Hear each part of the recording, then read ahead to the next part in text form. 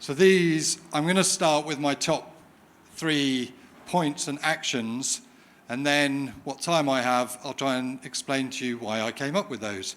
Now, luckily, I don't really disagree at all with Chris, so that's good.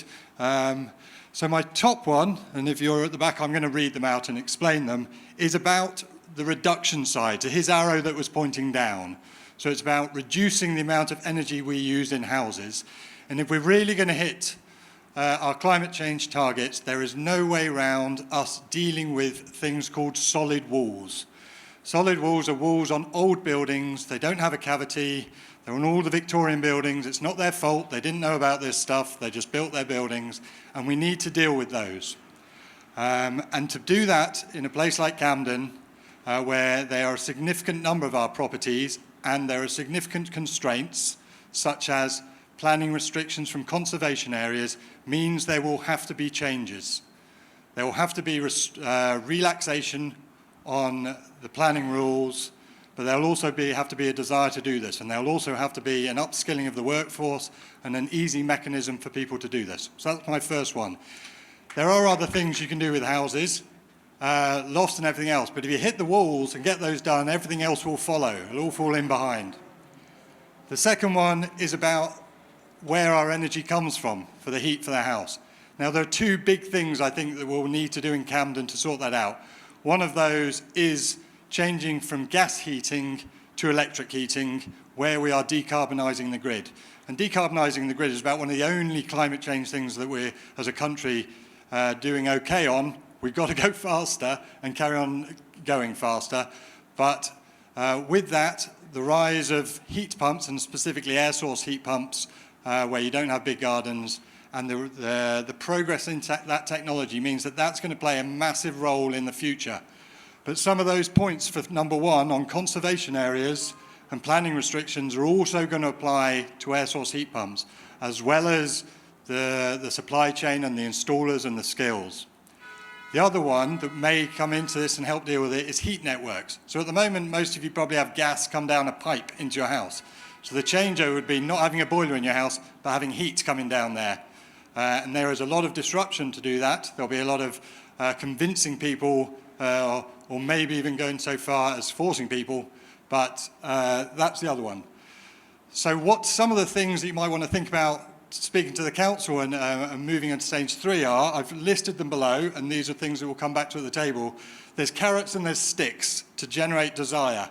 Council tax incentives, grants, low interest loans, stamp duty incentives, an easy trusted installer program, example homes and knowledge, heat network expansion, and then on the stick side, planning permission changes, building control changes and enforcement, higher rental standards, so you can't rent out at certain levels, higher sales standards, so you can't sell your house unless it hits a certain level, and maybe compulsory installations.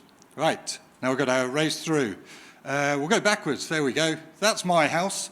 It's not in Camden. It went from a G, so think about your fridge rating, to just under an A, and it's a Victorian house.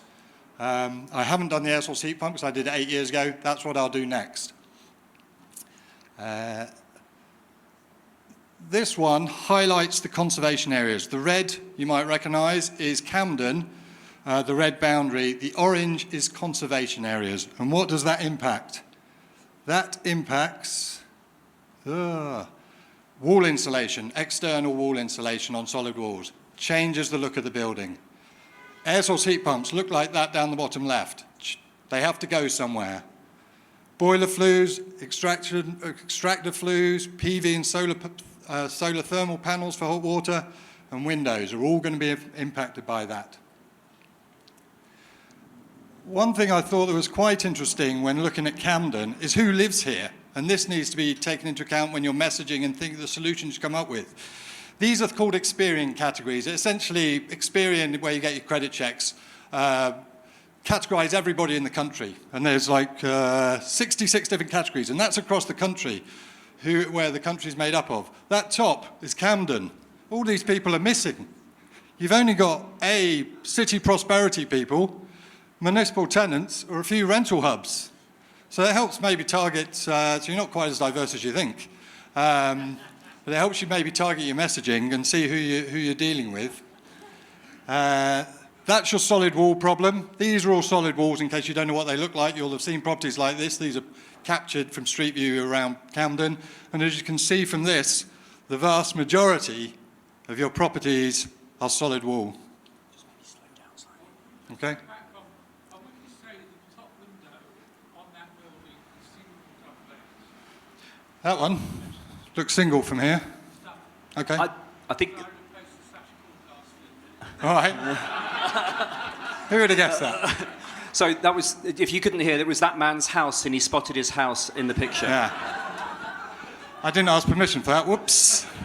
So just in terms of how much this is all going to cost, heating systems, and these have been extrapolated from somewhere else, about 110,000 of them, so pretty much every single building in the council, at a cost, just a snip, at 600 million, so 5,500 per property. And then those walls I was talking about, again, most properties need something, even just insulating cavity wall is not going to get us there. 374 million. And if you add all these up, even including all the little ones, we're talking at a shortfall of 1.3 billion that we need to come up with. An average of 10 grand a property. Just to go to, that's my house again, so different things you can do. Loft insulation, everyone knows about that. Internal wall insulation, so you can do it internally, it's just a lot more disruption. External wall insulation, there's me doing some underfloor insulation, there's some major disruption and dust goes on then. Windows, you can replace sash windows to look nice at higher cost with thin double glazing or with box sashes. And the heating systems. So yes, you can do things to a normal boiler. You can zone your house so that it's not just one thermostat. And I'm going to finish early. I'll put on my last slide again so that people can see that. Great, excellent. Thank you very much, Chris. That was great. Thank you.